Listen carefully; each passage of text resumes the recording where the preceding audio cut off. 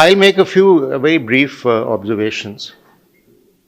They're based on three kinds of considerations, tenuously related with what Shahid had to say, but nevertheless related. The first is Marx's contribution to the history of political economy in terms of unveiling the laws of motion of society.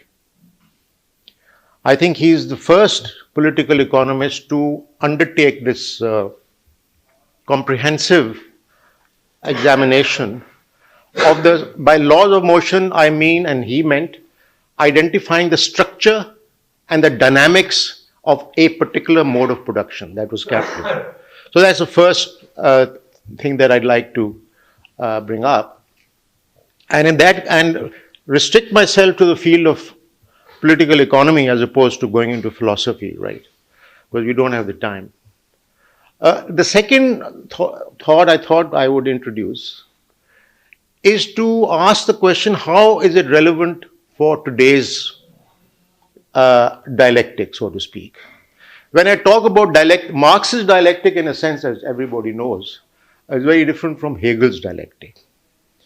Marx's dialectic is rooted in the struggle between classes, ultimately, in the context of a particular mode of production that opens up a space for the action of the working class. And for precisely the same reason, ultimately the dialectic is about power. Unlike Hegel and the ancient Greeks, Hegel shared this with the ancient Greeks, who understood dialectic, literally the dia means opposites, logos is logic. The dialectic was a logic of opposites. And what they thought was that motion is created in society, as indeed at the metaphysical level, motion is created through the tension between opposing elements or opposing forces. Marx did something very different from that tradition. And he located the idea of the dialectic in the tension between social forces in the context of the laws of motion of a particular mode of production. That was capitalism, right? And in doing that, he demonstrated very clearly, as far as political action is concerned, that this was about power. Ultimately, the struggle was about power. Okay? I thought I'd sort of very quickly indicate that too. As part of understanding the laws of motion of society, which I think was Marx's major contribution to the history of political economy. One would like to bring up something which is of a contemporary sort of controversy these days. That is the idea of inequality in society, economic and social inequality, in the context of Piketty. And with all due respect to Piketty, I have a few reservations which I'd like to share with you, okay? In the context of the Marxian tradition, right? Okay, the first point about what was Marx saying in the context of the laws of motion of society or of that particular mode of production. I think it had three features which are extremely relevant for the current crisis at the global, regional, and national levels. What do I mean by a crisis which spans the globe, the region, and the country? By crisis, I mean that the life support systems of the planet are under threat. And it has now been reasonably well established by scientists that this threat has emerged as the result of our forms of production and intervention into the ecosystem and our forms of social life, our forms of production, consumption, disposal of waste. This is not a natural phenomenon that happens occasionally in a perennial fashion, but it is the direct result of human intervention into the planet's ecosystem, the threat to the life support.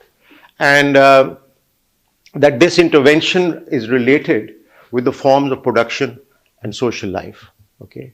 So when we say that the globe and the region and the country face a threat to not just human life, but all life, we must also acknowledge that requires a bit of investigation, but we must also acknowledge that it is a crisis also of the social and political system that is characterized by capital, by the term capitalism.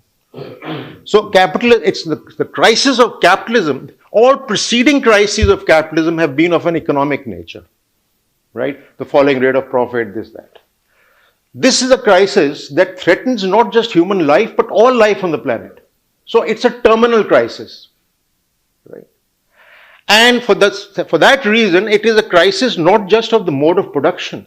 It's located in the mode of production, but it's a crisis of the capitalist civilization. By that I mean the kind of consciousness that capitalism has engendered over the last 200 years. The whole relationship that capitalism has created between human beings, humans and humans, between humans and nature, and between humans and commodities. It is at that level that the system is in a crisis, right? And so there's no point trying to sign the Sustainable Development Goals agenda of the UNDP unless you're also willing to take up the challenge of transforming the social and political and economic system that we characterize as capitalism. That's my first sort of humble proposal. I'll try to elaborate it. Now, from the point of view of this particular rather limited analysis, there are three features of the capitalist mode of production which Marx, in volume 1, admirably articulated. So you can go beyond page 60, but in the first 60 pages he's articulated it and he's elaborated that view. Three elements. The first is that in capitalism, for the first time in human history, production began to take place for profit. In all preceding social formations and modes of production, production was for purpose of consumption. Of course, societies produced surpluses, and there was a fight over how the surplus is to be distributed. That is the difference between production and consumption. But ultimately, at the level of the farmer or the producer, it was for consumption. You sold the surplus, but it was for consumption. This is the first time in human history that a class emerges with a certain amount of resources that you call theft, but theft requires the institution of private property, right? As Chaudhry Sahab would tell you.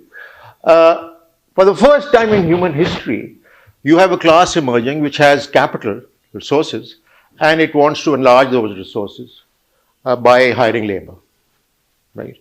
Which is the second class that emerges at around this time. A class of landless laborers who have nothing else, no other way of earning a livelihood except by selling their labor power. So the second historic thing that happened is that labor power, that is the capacity to undertake labor for a certain length of time, labor power itself becomes a commodity that gets sold in the process of exchange between these two classes, sold and bought. Now, these capitalists are not simply in the business of making profit. They're not just producing for profit. They're placed in a legal, political, institutional environment. By institutional, I mean rules, within which they are pitted in competition with other capitalists. I think this is a very important sort of thing that he brings out in his chapter on accumulation. That they're pitted in competition with each other, capitalists. And under the imperatives of competition, they are forced to not only produce for profit, but to constantly enlarge that profit. Because if you don't enlarge your profit and your competitor does, you're out of business, right? So they have to constantly enlarge their profits. So ये जो second feature है, that means that the surplus value, which under capitalist mode of production called surplus value, but in earlier modes of production, surplus also existed. You can call it economic surplus. In earlier societies, this surplus was appropriated by a sort of ostentatious, rapacious elite that consumed it, that converted it into, the Mughals converted it into castles and palaces and Taj Mahals, The Aztecs, built vast cities, palaces. The Babylonians had the gardens of Babylon. They spent the surplus on assets which were dead. Now, because of the pressure of competition, the capitalist was forced to reinvest that in the profit he earned each time he earned it. So, for the first, a continuous reinvestment of profit was the second structural feature of this system that Marx places great emphasis on. Now, this constant reinvestment was not a simple reinvestment, at least in the European case. It may be so in the case of Pakistan. Because when the capitalist was reinvesting, he was actually mobilizing human knowledge in order to increase his productivity. So the rate of surplus value was also concerned, which he achieved by introducing technological change. He not only wanted to expand production through reinvestment, he wanted to expand productivity, output per head, the rate of surplus value. तो ये उसका second feature आ गया. एक तो ये production for profit, constant reinvestment. In the process of reinvestment, there's continuous technological change. Never before in human history was technological change continuous. There was technological change. The wooden plow gave way to the iron plow, but that took hundreds of years, right? Technological change was discrete. Now you have continuous technological change. That's I think, very important aspect of that reinvestment process. The third, very interestingly, which wasn't there in the 19th century, but Marx has in his Prescience predicted it. And he said that this system will tend to run out because it is the drive to expand output, the volume and range of output, that drive is determined by the production unit because of the situation in which it is placed. It's not concerned about demand. So sooner or later, the capitalists will have to create that demand because the demand is not going to rise naturally. Hence his famous statement that the production system not only produces goods that satisfy needs, it also produces the needs which these goods satisfy. May I repeat, Karwa? He argued, quote, the production system under capitalism not only produces goods that satisfy needs, it also produces the needs which these goods satisfy. अब ये 19th century में तो था नहीं, ये तो बाद में आया. The whole idea of the sales effort and the consciousness that induced was in a sense उसकी laws of motion के अंदर उसने argue करके दिखाया कि वो what form it would take he could never imagine. The power of advertisement and the kind of culture that would emerge and the kind of apotheosis of commodities that would happen, his idea of fetishism took on a completely different dimension that he couldn't have imagined at that stage. But I think the roots of that phenomenon are located in his structural analysis of capital. So three main forces are identified in this volume 1. बाकी सारी उसकी elaboration है, ठीक है? One is that production is taking place for profit for the first time because of the new set of classes that is taking place, that has emerged. The second is that there is a tendency for continuous reinvestment of that profit. That's a structural feature of the system, it's a design feature of the system. By structure, I mean design feature. It's located in that. And third is that the producers are now, and also at some stage, will have to get engaged in actually creating the very needs which their goods are supposed to satisfy. The sales effort wala dimension, the psychic dimension, he predicted. अच्छा, अब इसका consequence क्या हुआ? To cut a long story short, you can ask a simple question. कि भाई, these were forces that Cambridge undergraduates could understand in the 19th century quite easily if they read volume 1. Why didn't they write about it? Why didn't they work out the longer term the dynamics of the system and its long term consequences? I remember, in my first year undergraduate, the first economist, his name was E.J. Mission, who was a very conservative economist in many ways. He wrote a book called The Costs of Economic Growth.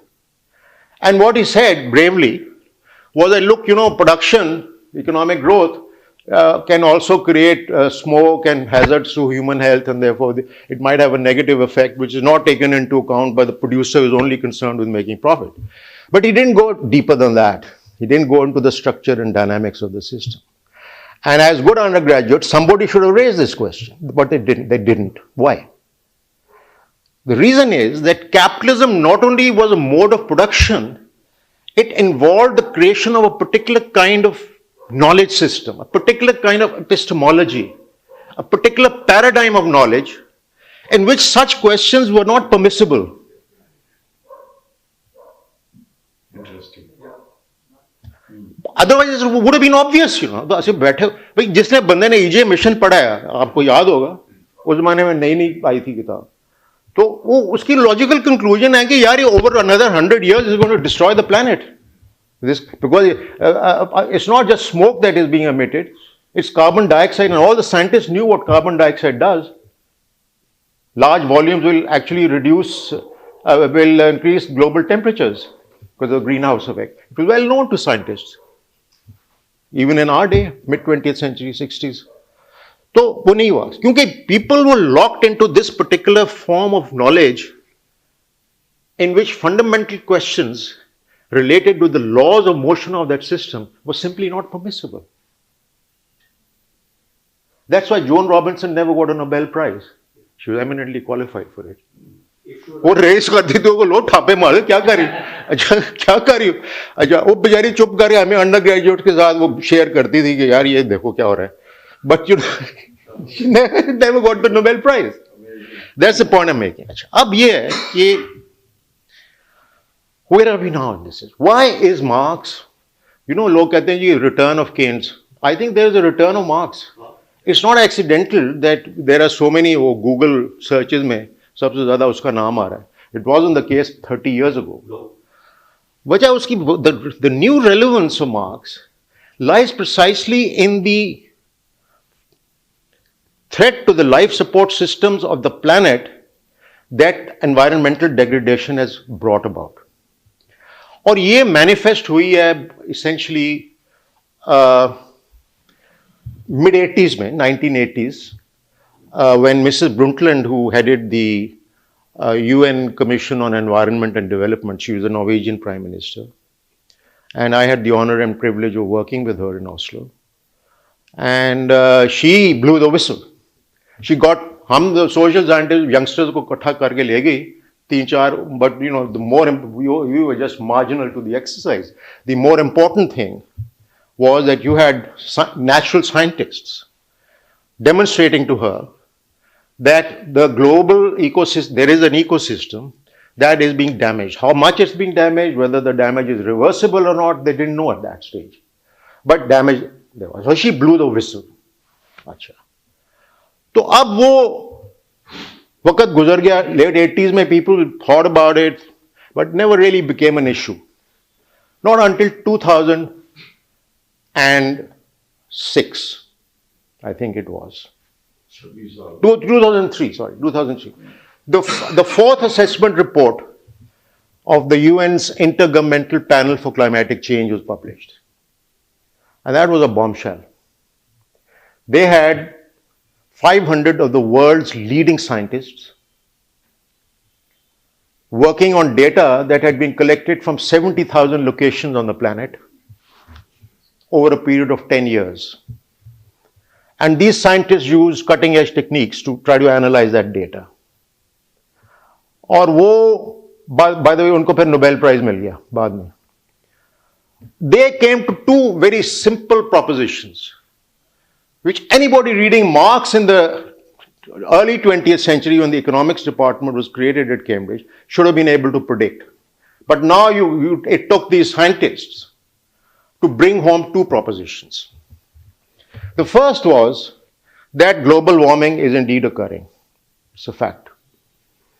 Because the carbon dioxide levels have reached levels which are resulting in a layer of gas of these greenhouse gases around the earth, and the reflected rays of the sun go back and it's raising the temperature, and they recorded those things. So the first was that there is global warming, no doubt about it, with all its consequences. Destabilization of local ecosystem, local forms of social and production life.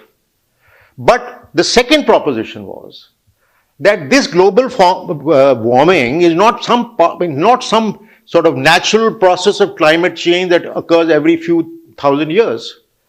It is the direct result of human intervention into the ecosystem. And without being Marxist, they pointed out explicitly in this fourth assessment report that it is the forms of production, consumption, waste disposal, and social lifestyles that has led to this. Clearly उन्होंने कर दी बात.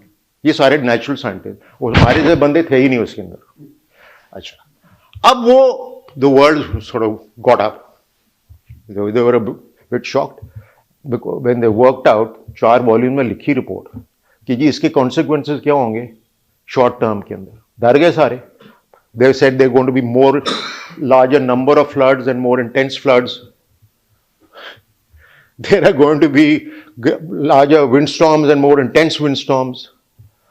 लोग डर गए और disease का vector change हो जाएगा. ऐसे ऐसी डिजीज आएंगी जो पहले आपने इमेजिन ही नहीं की हुई. ऐसे ऐसे एरियाज में आएंगी जो पहले आपने इमेजिन नहीं की. All this corona virus was predicted in the fourth assessment report. लोग डर गए. अब उन्होंने they try to hold these conferences, Kyoto and Copenhagen and all these. Nothing happened in those conferences. Nothing happened in those conferences. About decision लेते थे, implement नहीं होती थी. Finally, the scientists once again blew the whistle. उन्होंने कहा जनाब, no action has been taken on all these treaties that have been signed. The world is in danger. Please call another summit. So जो latest summit हुई है वो Paris के अंदर हुई है. 2015. अब 2015 में जनाब उस समिट के अंदर ये सारे साइंटिस्ट इम्तियाज आलम जैसे ब्रिलियंट किस्म के लोग थे. उन्होंने कहा जनाब बात ये है, we worked it out, and if you carry on your forms of production as you are, and you carry on the trajectory of technological change that you have, which is based on private profitability, which means ferrous based technologies, energy production. So, the average global temperatures could go beyond 2.5 degrees centigrade by the end of the century. And they said, look, we built all kinds of models to try to understand what will happen to the world's planetary system, life support system, अगर वो 2 degrees तक चली जाए.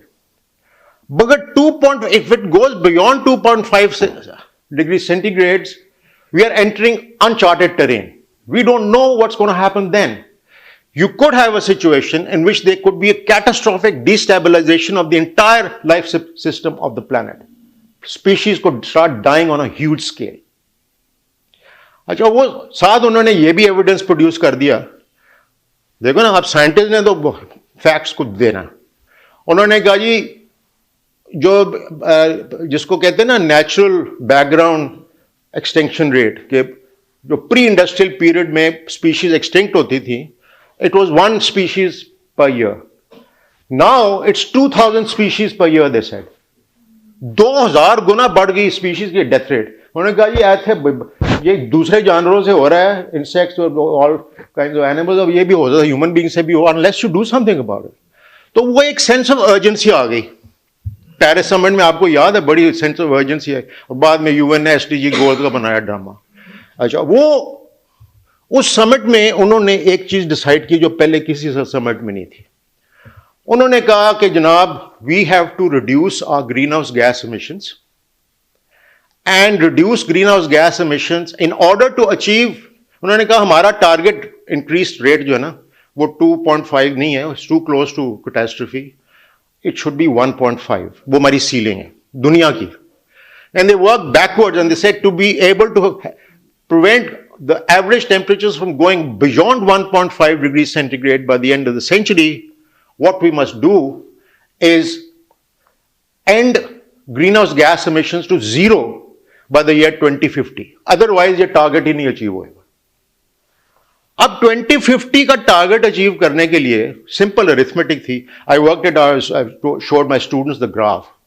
You had to reduce annually the greenhouse gas emissions by in absolute terms. You have to reduce it by 3% annually from where you were in 2015. You know what actually happened? Greenhouse gas emissions have been increasing at 5.3%.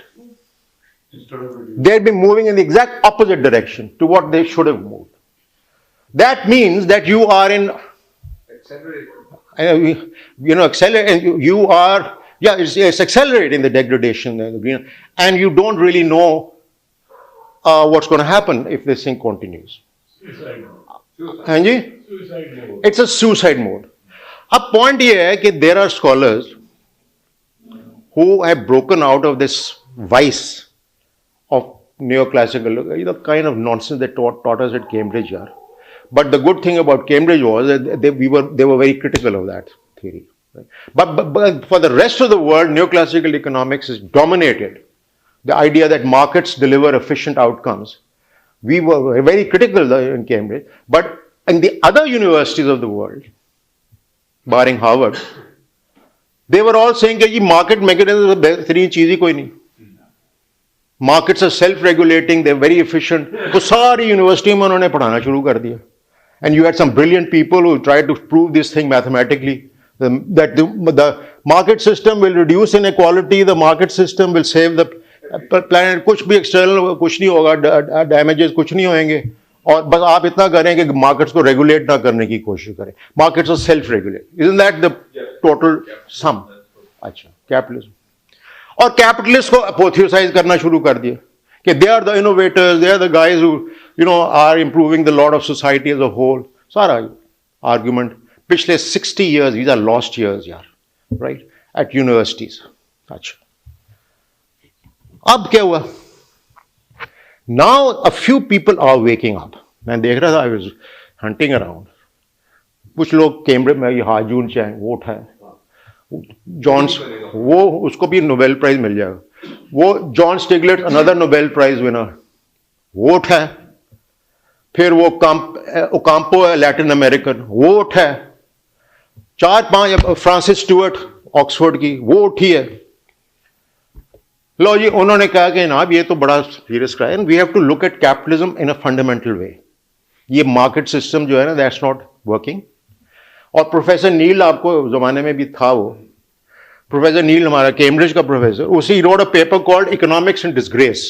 He says economics is useless because it's not being able to address the central problem of our time, environmental degradation. वो कहती है हो ही नहीं सकती, हो रही है. उसने कहा ये नॉनसेंस है इकोनॉमिक्स जो जिस तरीके से पढ़ाई जा रही. तो अब ये this is where we are intellectually. People are raising questions. Now, there are two kinds of people. One is the people in the tradition of Mrs. Brundtland, who are very bright people, very humane people.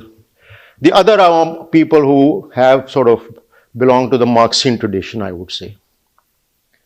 जो Marxian tradition वाले हैं वो ये कहते हैं कि जनाब ये जो सिस्टम है ना, this is a systemic problem. जो मैंने अभी लॉज ऑफ मोशन की बताई कि it's rooted in fundamental mode of production itself. So you got to change that mode of production. If ठीक, उसके बगैर नहीं होना कुछ. And this has to be, socialism has to be at the global level. ये नहीं कि एक मुल्क में ले आओ. There has to be planning, control, state intervention करे ऑन बिहाफ ऑफ ह्यूमैनिटी. हर स्टेट की इंटरवीन करे on behalf of all humanity. एक तो वो स्कूल ऑफ थॉट है. They have done some very good work. दूसरा जो स्कूल है वो इधर से निकला है, न्यू क्लासिकल्स, न्यू लिबरल्स. वो ये कहता है कि जी अगर आप इंसेंटिव्स देंगे ना तो आप टेक्नोलॉजीज, ग्रीन टेक्नोलॉजीज कर देंगे तो प्लैनेट बच जाएगा. The trajectory of technological change can be change through tax laws. Tax laws मतलब है आप उनको इंसेंटिव दे दें, ग्रीन टेक्नोलॉजी का सब्सिडीज दे, दूसरे जो है उन पर टैक्स लगा दें. The same issue was raised when Mrs. Brundtland was drafting her report. And at the expense of sounding immodest, just as a student of the subject, I was very young in my 20s, I said, Mrs. Brundtland, this is not going to work. She said, why? Listen, if the whole process of growth is based on private profitability criteria by private investors, then please remember that there are certain technologies which are yet to be developed.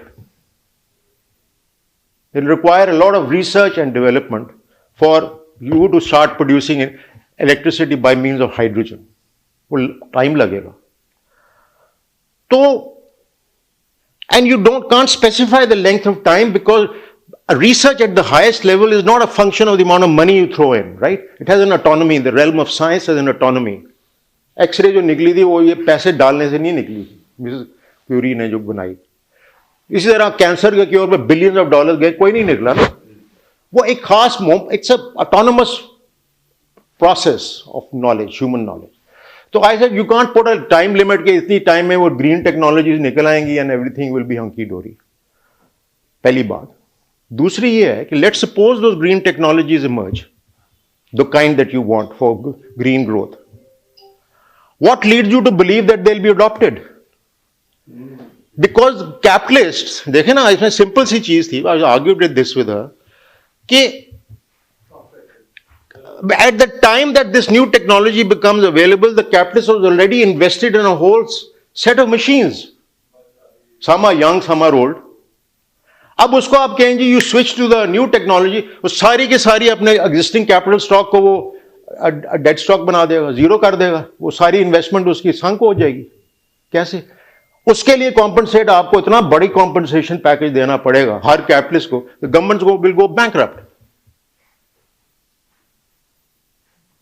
ये उस वक्त discussion हो चुकी है. She responded by saying, look Akmal, I know what you talking about.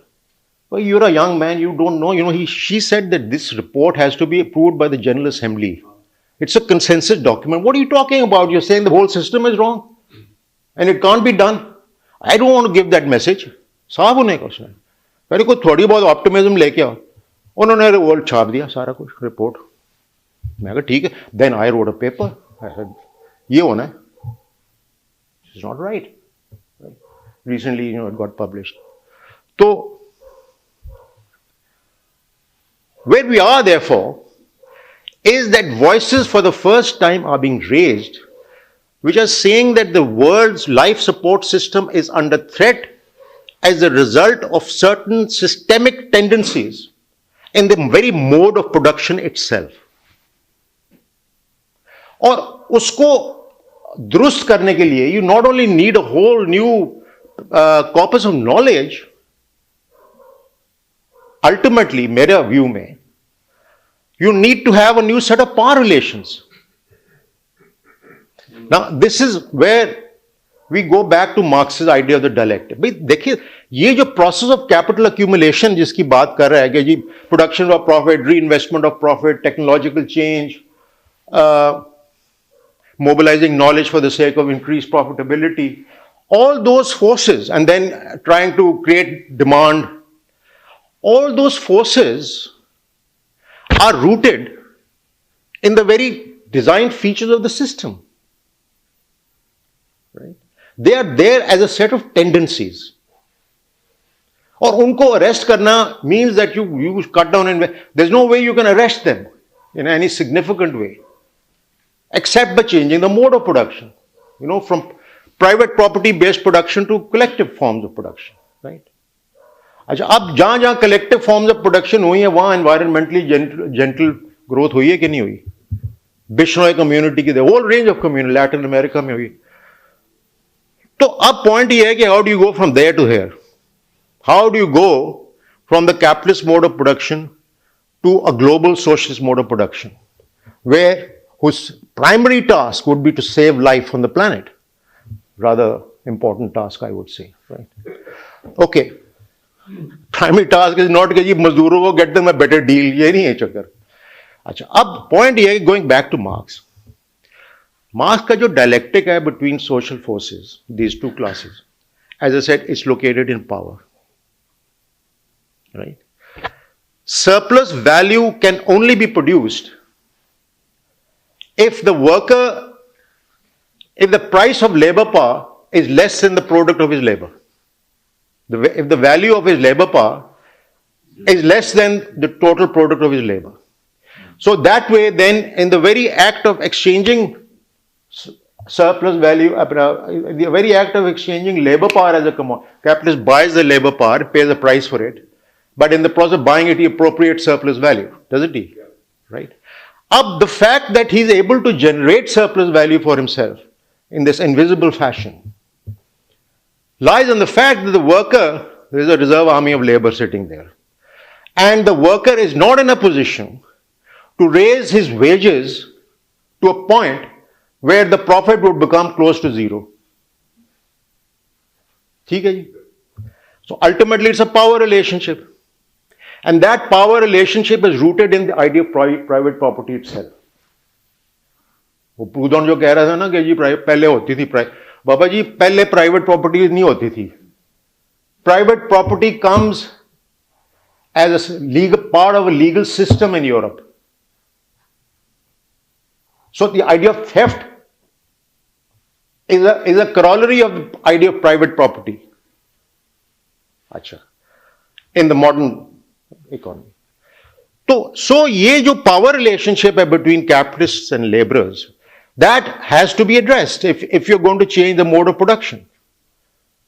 Now what have some of our very admirable economists, I have great regard for them, मैं ये नहीं कह रहा, they've done great work. I think Piketty should be given a Nobel Prize. सारा कुछ मैं कह रहा हूँ. But Piketty करके क्या कह रहा है? In his first book, जो आपने refer की Capital, वो has got a sort of hyperbolic name for his book, Capital. वो इस Capital के बाद पहली किताब आई Capital. In the 21st century. अच्छा, ये आई. उसमें उसने क्या demonstrate किया? उसमें वो he produced massive evidence to show that over time, inequality in the capitalist world has increased, in the free market system has increased. Okay? Which is turning around the contemporary mainstream economics, which had argued that the market mechanism over time will reduce inequality. उसने कहा ये सारी fairy story है. Fact is, inequality बढ़ती गई. अब उसने fact देकर डर गया. Because, as a serious academic, the guy should have analyzed what are the forces, what are the laws of motion that are leading to this phenomenon that's occurring over 200 years. No word. और किताब में कहता है कि मैं ये काम नहीं करूंगा, ये औरों का काम. So in other words, he doesn't go into the structure of the system, the one that we've just gone into. अगर आप वो structure of the system को देखें, and people like us were doing papers, यार. My paper on imperialism, वो Encyclopedia of Capitalism, was published in the early 80s. It's clear, if you look at it in terms of the capitalist-labor relationship, that inequality follows from that relationship. Right? वो उसकी extract कर रहा है surplus value at a minimum kind of wage, just enough to reproduce his life, और वो बाकी का वो appropriate कर रहा है, वो reinvest करी जा रहा है, और technologies introduce करी जा रहा है. तो वो inequality तो बढ़नी है. So it's no big deal if Piketty comes and tells us that the return on capital has historically been greater, 5 to 6%, than the GDP growth. Obvious बात है यार. Inequality will increase. The share of capital will increase. You have to elementary sort of analysis of this thing. We'll tell you this. अच्छा. तो अब the time has therefore come to relocate Marx in serious debate about how to build a future in which we can all survive, along with the insects. Right? And it is, in my view, it's that structure of the system that's got to be analyzed. And we've got to ask ourselves the question, कि इस structure को, ये जो उसकी systemic tendencies हैं, इसको change करने के लिए, do we need to change the system of power? Or can it happen through reform? public policy?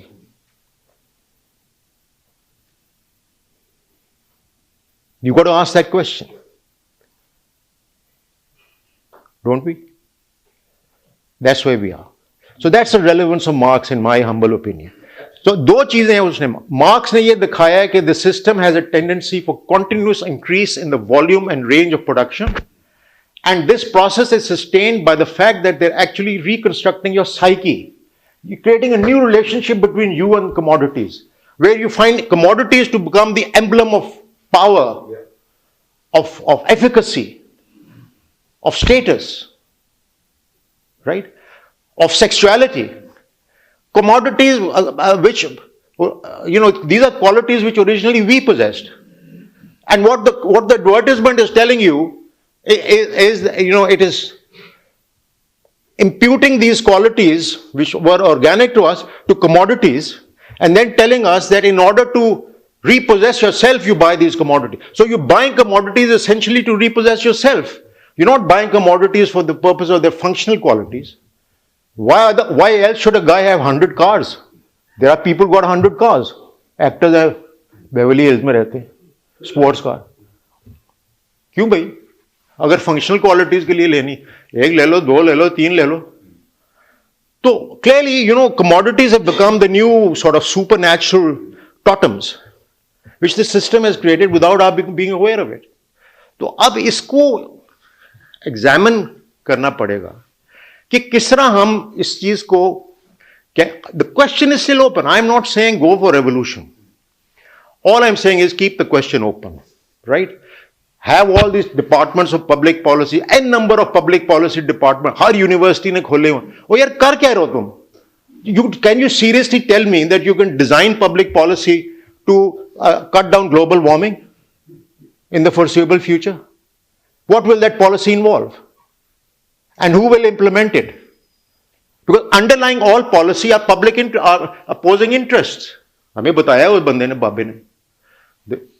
तो ये हमें क्वेश्चन ओपन रखना पड़ेगा कि can we do it through public policy और do we need a change in the system of power. यही question आप कह रहे थे जी पाकिस्तान के लिए भी रेलेवेंट है. अब ये दोनों चीजें जो हमें तकलीफ दे रही हैं, एक तकलीफ ये आप देखें, गौर करें कि जब भी फ्लड होता है, it's the poorest sections of society that suffer most. They are the most vulnerable. बारिशें ज्यादा होती हैं, वो सफर करते हैं, पानी भर जाता है उनकी बाजारों के अंदर. अच्छा, और जनाब इनइक्वालिटी इस हद तक सर पहुंच गई है. चौधरी साहब would know this. I did a very quick estimate the other day and worked out that the average per capita income of the bottom 60% of the people, the monthly per capita income of the bottom 60% of the people, which is the majority, is only 6,000 rupees per month. 6,000 रुपये पर है. चलो 5 की family 30,000 हो गए. अब 30,000 rupees जिसकी है वो तो बिजली का बिल भी नहीं दे सकता. 60% of your population is in that condition. 0.01 पर एग्जैक्टली 0.01% जो है पॉपुलेशन का, and this is an underestimate, people tell me, वो 1 million rupees a month उनकी इनकम. I am just ending there. तो जी, same thing is happening in the US. In the US, The statistic which I came across recently, right, absolutely. नहीं, ये global है. 50% of the population Absolutely. had no money left at the end of the month. They to survive. अच्छा, अब मैं ये कह रहा हूं कि ये पाकिस्तान की भाभी ने पूछा था मुसरत ने कि यार पाकिस्तान की को पूछा, तो मैं ये सिर्फ अर्ज कर रहा हूं कि पाकिस्तान में जो इनइक्वालिटी का इस वक्त स्ट्रक्चर है और ग्रोइंग इनइक्वालिटी हो रही है, in a situation where a rapacious elite is trying to sustain its lifestyles through indirect taxation, right? वो उनकी डिस्पोजेबल इनकम एक तरफ से कम कर रही है, एक तरफ से अनएम्प्लॉयमेंट बढ़ा रही है, और दूसरी तरफ से उनको कहते हैं कि जी आप हमें टैक्स ज्यादा दें. तो ऐसी सूरत हाल में inequality will worsen over time. How do you tackle this problem of inequality and mass poverty? Not through Benazir income support program, although they're very good, commendable. वो तो ऊंट के मुंह में जीरो. एक तरफ आप पॉवर्टी सिस्टेमिकली रिप्रोड्यूस करी जा रहे, दूसरा मार्जिन पे आप कहते हो हम 2,000 रुपया इनको दे देंगे महीने का. नहीं हो सकता. So you can't tackle power inequality unless you tackle the problem of power relations, the power structure in this country. Okay, और उसके ऊपर आप बात करें, कोई पाकिस्तान में पार्टी है ऐसी जो उसको एड्रेस करे?